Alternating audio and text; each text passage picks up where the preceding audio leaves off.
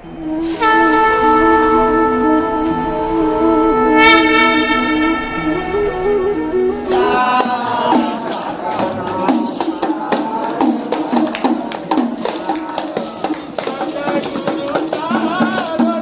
में आपका स्वागत है। हम आज फिर कबीर मठ में हैं, जहां पर आज आयोजन हो रहा है गुरु पूर्णिमा के अवसर पर कार्यक्रम। तो आइए चलते हैं, देखते हैं वीडियो में।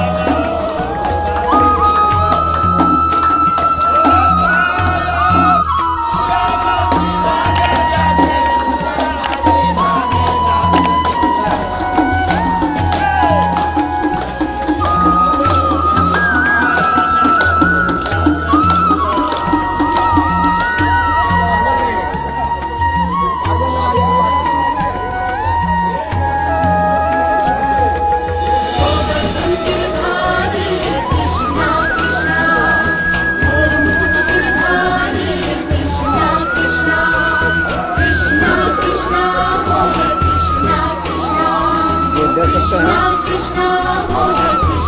यहाँ पर गुरु नानक देव जी 1506 ईस्वी में पानी पीते थे।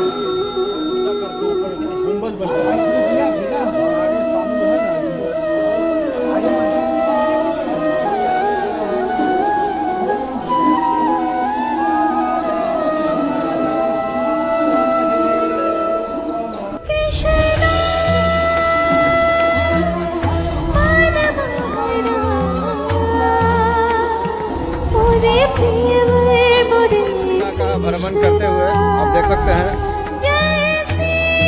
कबीर वाटिका का भ्रमण करते हुए साधु संत और विधायक जी।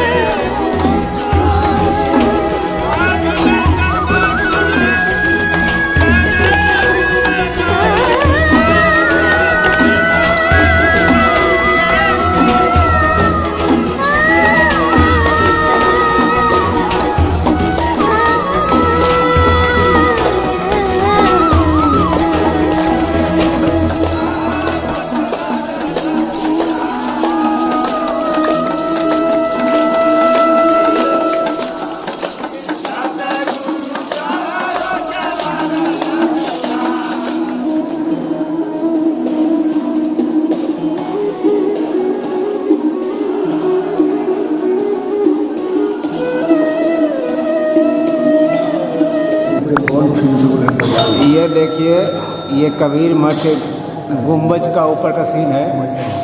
करीब 40 फीट ऊपर होगा। ये करीब 40-50 फीट होगा। देख सकते हैं, बहुत भयानक दृश्य है। घूम के ले रहे हैं। पहले तो मैं सभी भाइयों को अपनी तरफ से शुभकामनाएं देता हूँ आज गुरु पूर्णिमा के दिन। तो यहाँ पर हम लोग 2012 में आए थे।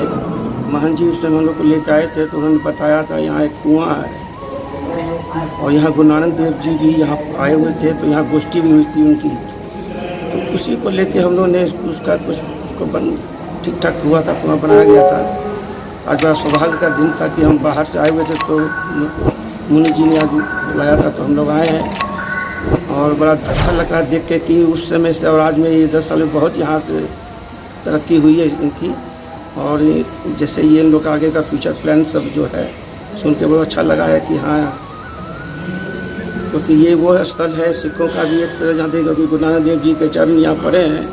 तो हम लोग भी चाहते हैं, तखत साहब की तरफ से भी चाहते हैं कि यहाँ पर जो हम लोग से मदद होगा हम लोग करेंगे, जो इस कुआं को डेवलपमेंट के लिए बनना होगा वो हम लोग करेंगे, इसका पूरा करेंगे, ताकि वहाँ से भी सिख श्रद्धालु जो आएँ तो वो भी यहाँ आकर दर्शन करें। ये साहब भी आए हुए हैं, ये सत्यनाम साहब यह दिन के बाद आपको देखेंगे।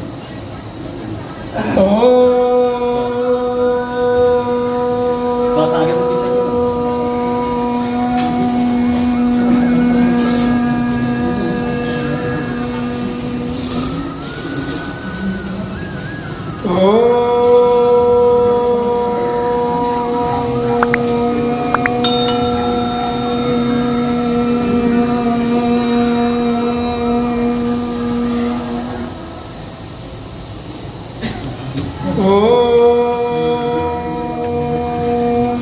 सद्गुरु चरण कमलेभ्यो नमः। सर्वदेवाय नमः। सर्वात्मने परमात्मने नमः। ओम सर्वदेव्यै नमः। स्वस्ति न इंद्रो वृद्धश्रवाः स्वस्ति नः पूषा विश्ववेदाः स्वस्ति नस्तारक्षो अरिष्टनेमिः स्वस्ति नो बृहस्पतिर्दधातु भद्रं कर्णेभिः शृणुयाम देवा भद्रं पश्येमाक्षभिर्यजत्राः स्थिरैरङ्गैस्तुष्टुवागो शस्तनो भेदसेमयि देवहितं जगायः शतमिन्नुशरदो अन्ति देवा यत्र नक्षत्रा झरसन्ति नूनाम् पुत्रासो यत्र पितरो भवन्ति मानो मध्यारेरिषदायुर्गन्तो द्यौ शान्तिरन्तरिक्षगं शान्तिः पृथिवी शांति आपा शांति औषधया शांति वनस्पतयः शांति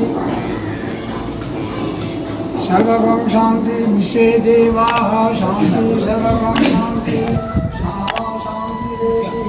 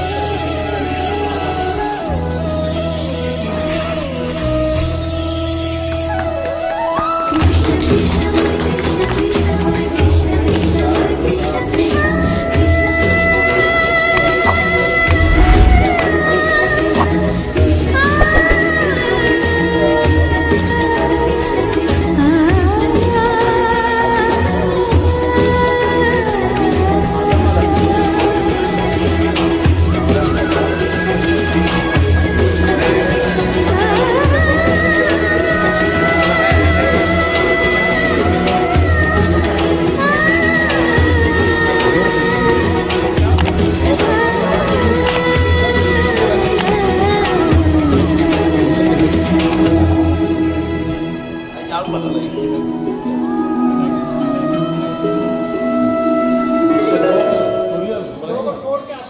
तोड़ के बना दीजिए ना।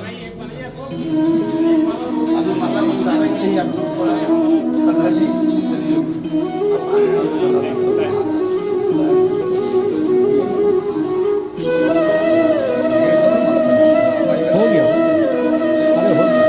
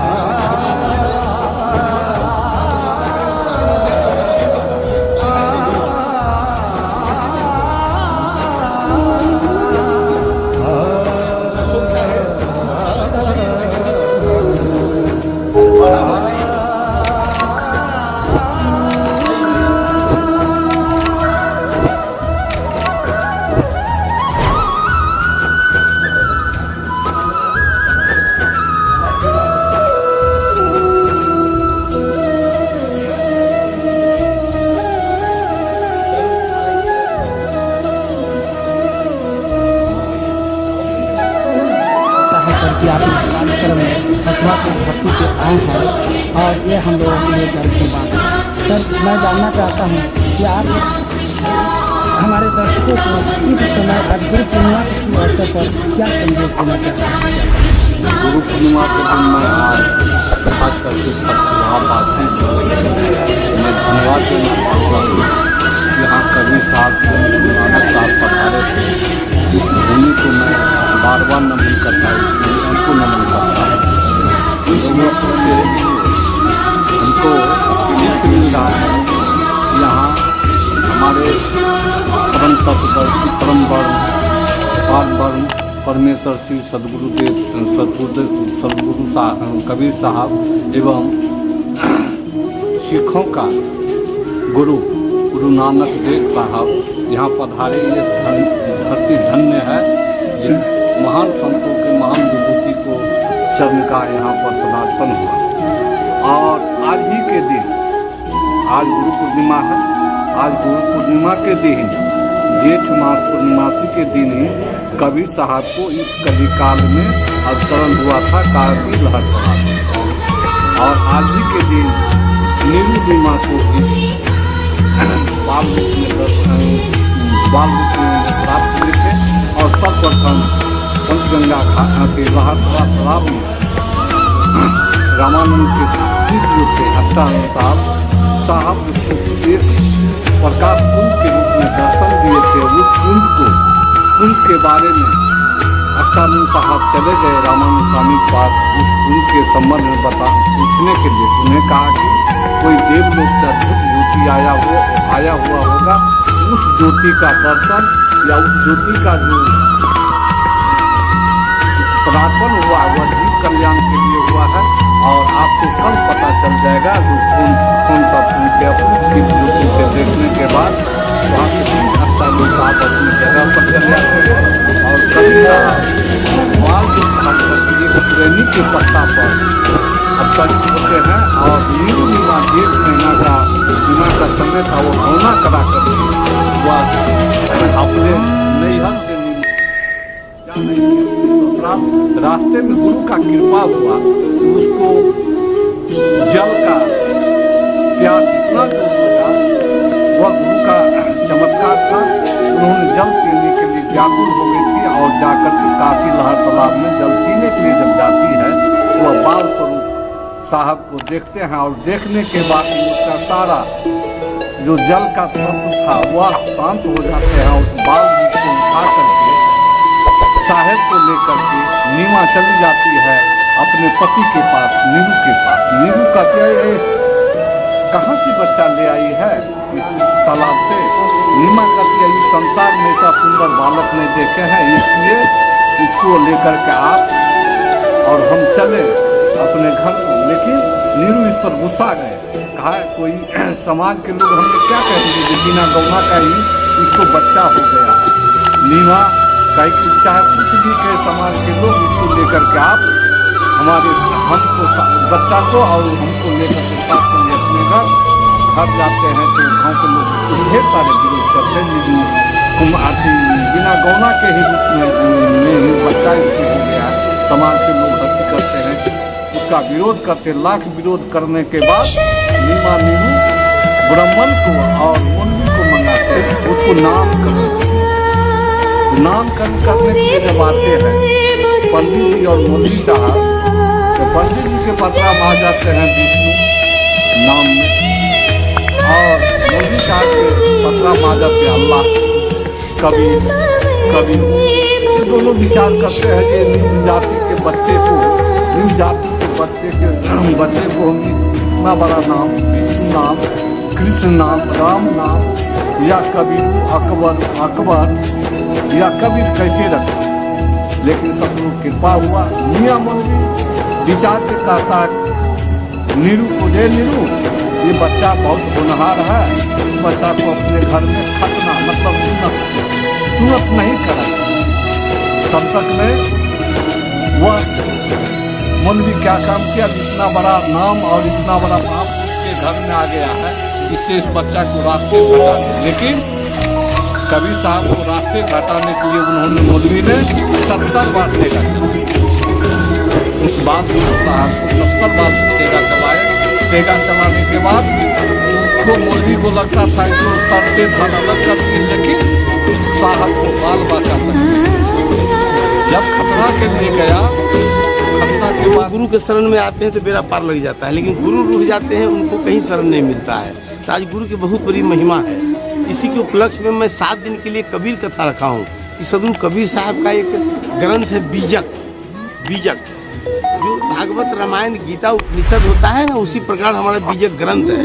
उस पर पूरे 7 दीप 9 खंड की बात कबीर साहब ने बीजक में कहा है। वो 7 दिन हमारे यहाँ कथा होगी, कबीर साहब की कथा, बीजक कथा और उनका जीवन दर्शन, जो उन्होंने मध्यकालीन में आए और कितने संघर्ष किए, जात पात भेदभाव छुआछूत से, धर्म से भी लड़ाई लड़े, कितने लोगों ने 52 कसनी दिया उनको, गोड़ हाथ बांध कर पानी में फेंका, आग में फेंका, इस्लाम धर्म को स्वीकार करो। उन्होंने हिंदू मुस्लिम दोनों को फटकारा, जो धर्म के आड़ में पाखंड था उसको विरोध किया उन्होंने। वो पूरे 7 दिन कथा चलेगा।